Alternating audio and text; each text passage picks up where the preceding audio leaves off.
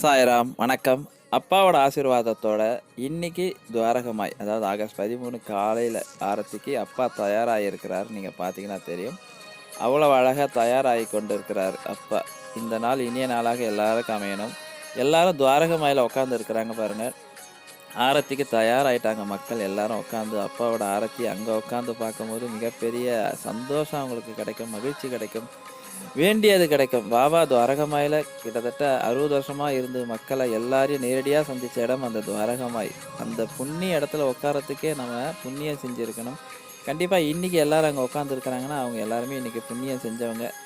எவன் ஒருவன் துவாரகமாயில காலடி எடுத்து வைக்கிறானோ அவனை சகல பாவங்களும் நீக்கும் சொல்லியிருக்கிறார் அப்பாவே.